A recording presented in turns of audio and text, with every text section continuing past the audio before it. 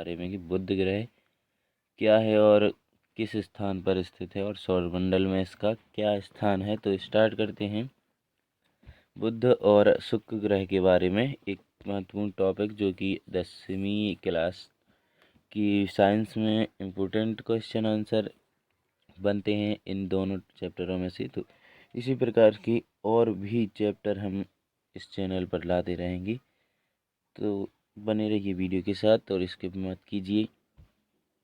Start करते हैं बुध ग्रह के बारे में कि सूर्य से सबसे अधिक निकट यानी कि सूर्य के सबसे निकट और सबसे छोटा ग्रह बुध है। यानी कि सूर्य से सबसे निकट ग्रह है, यानी कि जो भी सौरमंडल में ग्रह हैं वह है उनमें से सबसे निकट है सूर्य के कौन सा, बुध ग्रह। इसका तापमान होता है उच्च। बुध ग्रह का तापमान बहुत उच्च होता है क्योंकि वह सूर्य के पास रहेगा तो उसका तापमान सबसे अधिक होगा, क्योंकि सूर्य का ताप का प्रभाव उस पर सबसे पहले होगा। इस ग्रह पर वायुमंडल व जल नहीं है, यानी कि इस ग्रह पर ना वायुमंडल है और ना ही जल है, तो यहाँ पर जीवन संभव नहीं हो सकता है। बुध अधिकांश समय तक सूर्य की चकाचौंध में छिपा रहता है। तो सूर्य का प्रकाश की चकाचौंध होती है जो उसमें बुध ग्रह छिपा रहता है, अतः उसे देखना अत्यंत कठिन होता है। तथापि सूर्योदय से तुरंत पूर्व अर्थात सूर्यास्त के तुरंत पश्चात इसे क्षैतिज रेखा पर देखा जा सकता है। क्या किया जा सकता है? तथापि सूर्योदय से तुरंत पूर्व अथवा सूर्यास्त के तुरंत पश्चात इसे क्षैतिज रेखा पर देखा जा सकता है, क्योंकि यह बुध ग्रह सूर्य के प्रकाश के कारण छिपा रहता है। ये तो हो गया बुध ग्रह के बारे में।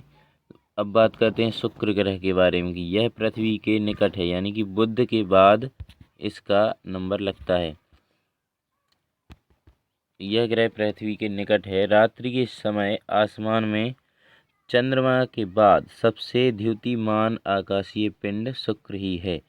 यानी कि रात्रि के समय आसमान में चंद्रमा के बाद सबसे ज़्यादा द्युतिमान आकाशीय पिंड शुक्र ग्रह है।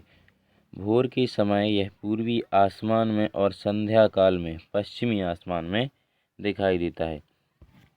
तो भोर के समय यानी सुबह के समय यह पूर्वी आसमान में दिखाई देता है और संध्या काल यानी शाम के समय में पश्चिमी जो आसमान है उसमें दिखाई देता है, इसलिए इसे भोर का तारा भी कहते हैं। तो यह भी वह महत्वपूर्ण जीके का क्वेश्चन हो गया कि भोर का तारा किसे कहा जाता है। तो ध्यान रहे शुक्र ग्रह को भोर का तारा कहा जाता है। यह ग्रह स्वयं पर आपतित सूर्य प्रकाश के लगभग 75% भाग को परावर्तित कर देता है।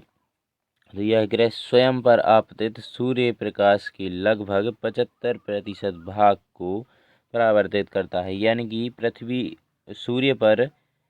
सूर्य का प्रकाश जितना शुक्र पर पड़ता है तो उसमें से 75% भाग को यह परावर्तित कर देता है, यानी कि प्रकाश को परावर्तित कर देता है, इसलिए सर्वाधिक चमकदार दिखाई देता है यह ग्रह।